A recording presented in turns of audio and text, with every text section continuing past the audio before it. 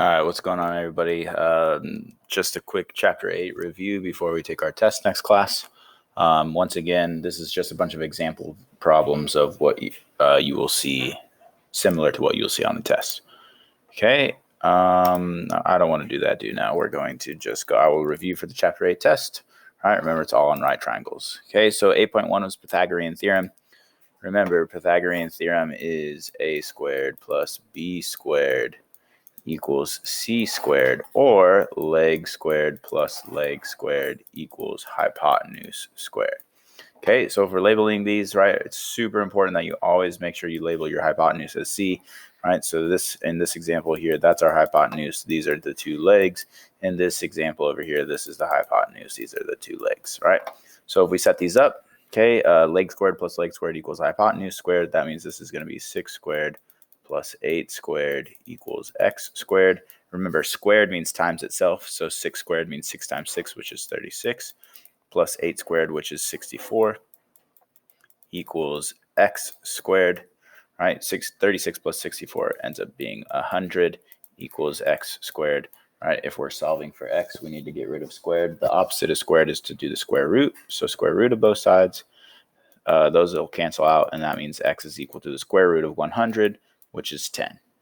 Over here, leg squared plus leg squared equals hypotenuse squared, so that one's going to come out to x squared plus 15 squared equals 21 squared. And again, with doing these ones, it's okay if you're using a calculator. For example, I'm going to be using a calculator right now. Once again, I'm not on video, so you can't see me, but 15 times 15 comes out to 225.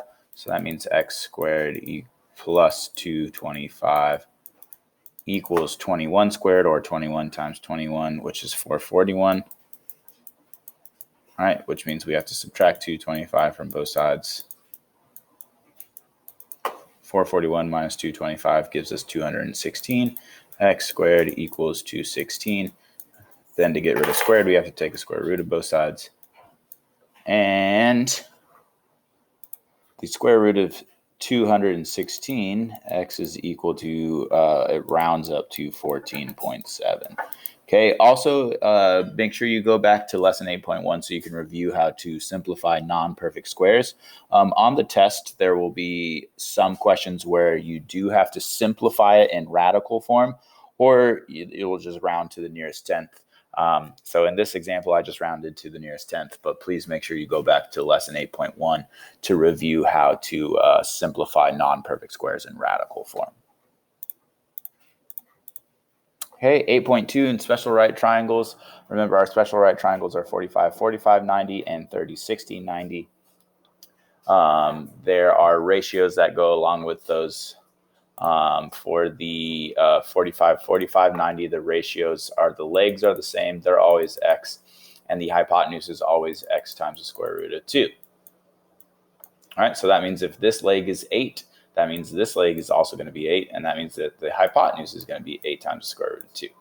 Okay, once again, if we're doing the same thing, 45, 45, 90, the hypotenuse is x square root of 2, and the legs are both x. Well, once again, if it's x square root of 2, to find out what x is, you just drop the square root of 2, so that means both of these legs are 5. Now remember, for 30, 60, 90, there's a short leg, a long leg, and a hypotenuse. Okay, and the ratio for those is x times the square root of 3, and 2x. All right, so that means if this is the short side, which is x, you can always tell the short side because it's opposite from 30. If the short side is x, or 5 in this case, hypotenuse is 2x, or 2 times 5, which is 10. And the long leg is always x times the square root of 3. Well, if the short leg is 5, that means that the long leg is 5 times the square root of 3.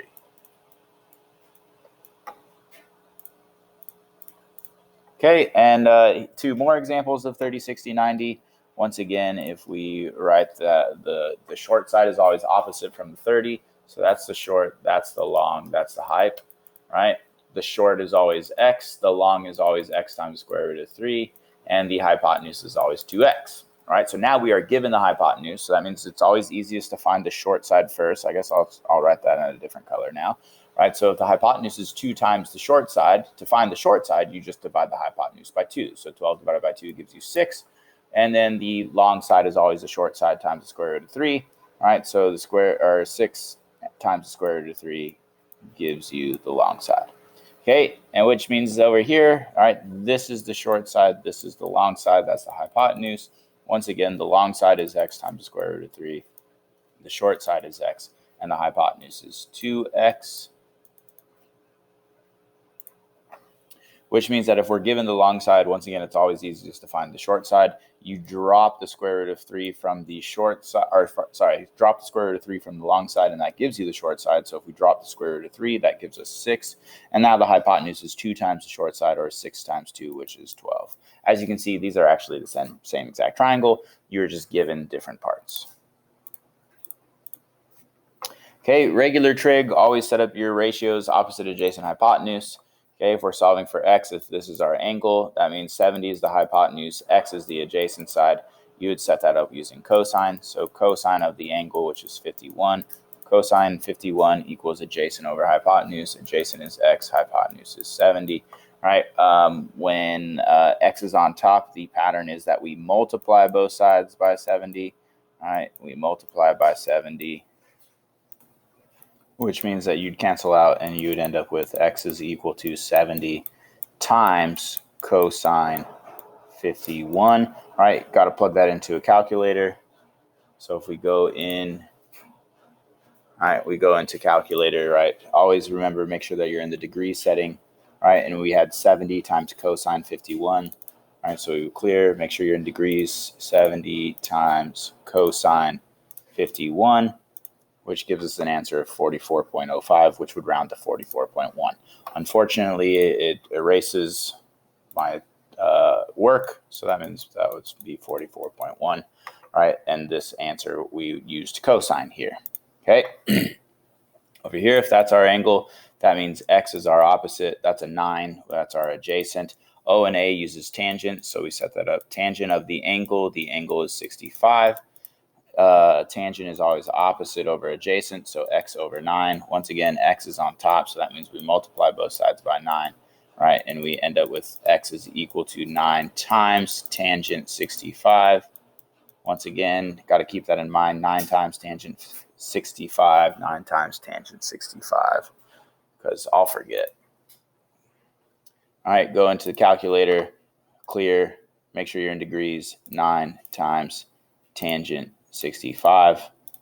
That gives us 19.3. So that correct answer there is 19.3. And the last one over here, all right, if this is our angle, once again, that's opposite, that's hypotenuse. Opposite and hypotenuse means we're using sine. So we set it up as sine of the angle. This time the sine is 50. Sine 50 equals opposite, which is 50 over adjacent, which is, or sorry, hypotenuse, which is x. Now x is on bottom. Remember, when x is on bottom, that's the part where we flip and divide. All right, so that means x is going to go out on top. 50 stays on top, and then we divide by sine 50. Okay, so we're x is equal to 50 divided by sine 50. And once again, if we plug that in, go into the calculator, clear 50 divided by sine 50, we get 65.27, which would round to 65.3. So that's that answer there. Okay, remember, just super important that you always make sure your calculator is in the degree setting and not the radian setting. Okay, inverse trig, you set them up exactly the same, but you're just using inverse because you're solving for the angle, right? So it says find the value of r. So that means put your theta in all of your angle r's and all of these triangles here, right? And if we're solving here, that means if that's our angle, that means 32 is adjacent, 35 is hypotenuse. Adjacent and hypotenuse means we're using cosine. So cosine of theta equals adjacent over hypotenuse, which is 32 over 35. Right? If we're solving for theta, we got to get rid of cosine. The opposite of cosine is inverse cosine. Remember, the inverse is that little -1 symbol, which I obviously just wrote over now because my handwriting is awful. All right, inverse cosine of 32 divided by 35. That's how we're going to plug that in. All right, if we go into the calculator, remember the inverse button is right here, right? Inverse cosine. I just, once again, obviously forgot what I was supposed to type in, and my writing disappeared, but it's 32 divided by 35. Inverse cosine of 32 divided by 35. That gives us 23.89, which would round to 23.9. Remember, that's the value of angle R. You're looking for an angle, right? When we're using inverse, we're finding the value of angles. Okay, so over here, once again, we're solving for R. That's theta, which means 17 is opposite, 28 is hypotenuse. OH means we're using sine, so we set it up sine theta equals opposite, which is 17, over hypotenuse, which is 28, right? To find to get rid of sine, we find inverse sine. So theta is equal to inverse sine of 17 divided by 28. So inverse sine 17 divided by 28. We go in, plug that in. Inverse sine of 17 divided by 28 divided by 28. Plug that in, 37.38, which rounds to 37.4. Okay, and then the last one here, find the value of angle R. 14 is opposite, 20 is adjacent. OA means we're using tangent, so we set that up. Tangent of theta is equal to opposite, which is 14, over adjacent, which is 20. To find theta, we do inverse tangent. Theta is equal to inverse tangent of 14 over 20, and then we plug that in. Inverse tangent of 14 over 20, inverse tangent 14. Inverse tangent 14 divided by 20. That gives you 34.99, which would round to 35.0. Okay, review of 8.5, angles of elevation and depression. Remember, these are all going to be word problems, and the most important part of here is being able to draw your pictures accurately. Okay, so remember, all right triangles have a vertical side, a horizontal side, and a diagonal side. Find the measure of the angle of elevation. So that means that's what we're looking for. Angle of elevation. Remember, elevation always goes up, depression always goes down. Find the angle of elevation of the sun when a pole 25 feet tall. So usually poles are going straight up and down, right? So that means the 25 is going to be here. One thing that students mess up a lot is that it's casting a shadow 42 feet long. A lot of times they'll think, oh, this is the pole and it's casting this shadow, right? But remember, this is a diagonal line. Shadows never, ever go up in the air. Shadows are always flat along the ground. So the 42 is actually going to be here, which then if we label this, right, if this is theta, 25 is the opposite, 42 is the adjacent, which means we're going to use tangent. So we set that up as tangent theta is equal to 25 over 42. Right? If we're solving for theta, that means we use inverse trig, and we're going to use inverse tangent of 25 over or divided by 42. So inverse tangent 25 divided by 42. We plug that in. Make sure you're in degrees. Inverse tangent of 25 divided by 25 divided by 42. It gives you 30.76, which would round to 30.8. So the angle of elevation would be 30.8 degrees. Okay, solving any right triangle, right? You have to solve for all missing sides and all missing angles, right? So that means here, if we're solving for side lengths, we have two given sides and we're missing this one, right? Which means that would mean we would have to use Pythagorean theorem to find this one. Let's call that x, right?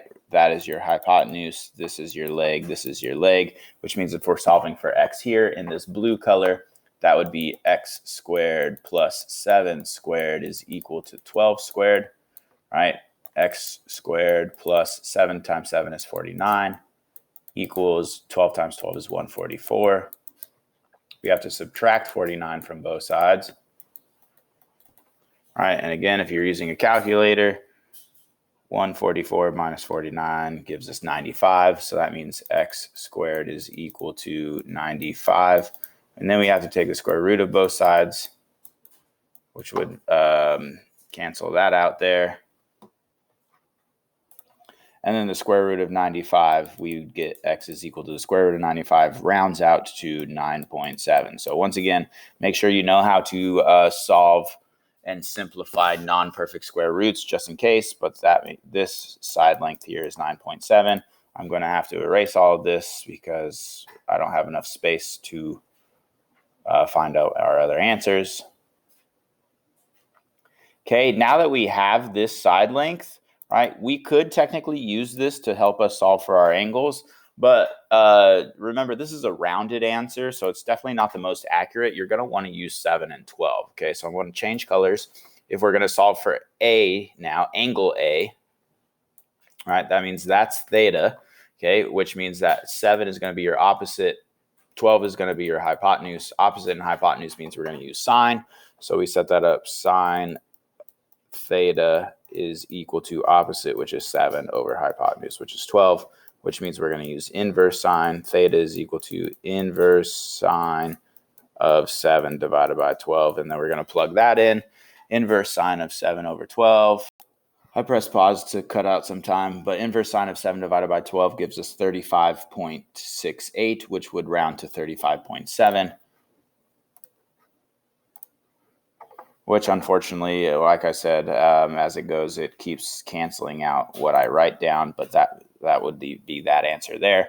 And then if I'm going to use a different color, right, if now we're solving for this angle, which is theta, that means 7 is now going to be adjacent and 12 is going to be hypotenuse. So we're going to set it up exactly the same way, except this time we're going to use cosine instead of sine. All right, so cosine of theta is equal to 7 over 12. Right, and we're going to use inverse cosine of that one, 7 divided by 12, and then inverse cosine there. Right, and again, I'm not going to plug that into a calculator just because as I keep switching back and forth, it keeps erasing the things that I'm writing on here. So we would plug in inverse cosine of 7 divided by 12 to find out angle C. All right, so then after that, you would have all 3 side lengths solved for and all 3 angles solved for. So that's all you need to do for that one. Okay, over here, to solve for one more missing angle, that one's pretty straightforward, pretty easy, honestly, because if that's 48 and that's 90, that means we can just simply subtract those two from 180 because all angles of a triangle add up to 180, right? It would be 48 plus 90 plus x is equal to 180, right? Add those two together. 48 plus 90 gives us 138, and then we subtract that from 180, which means that this angle here is going to be 42 degrees. 42 degrees, that's a pretty bad 2, sorry about that. All right, but that's going to be that there. And then notice it has a y there, or an x. We still have to find that side length as well. You could put a y there as well, whatever you want. But if that's the angle, right, if you're going to solve for y first, since it's in the same color, y is going to be your hypotenuse. 5 is going to be your adjacent side, which means you're going to use cosine with adjacent and hypotenuse. All right, so cosine of 48 is equal to adjacent, which is 5 over hypotenuse, which is y. Once again, if the variable is on bottom, that's when we flip and divide. Right, so y would become 5 divided by cosine 48. And once again, I'm not going to put that into the calculator because it just keeps erasing things all the time, going back and forth. But now if we're going to solve for x, and now this is our angle, right? 5 is still going to be our adjacent side. But now x is going to be our opposite side, which means now to solve for x, we're going to use tangent. So we would set that up as tangent 48 is equal to x, which is opposite, over 5, which is adjacent. All right, now this time x is on top, so that means we just multiply both sides by 5. And we would get x is equal to 5 times tangent 48. Once again, I'm not going to put that into the calculator, but that's all you would have to plug in to find the value of x. And then from there, once we have all that, we have all 3 sides solved for and all 3 angles solved for. Okay, so these are examples of all of the types of questions you will see on the tests this week. Make sure you study, make sure you come to academic support if you have any questions or need any help or want to do some more example problems. Good luck on your test. Go Mustangs.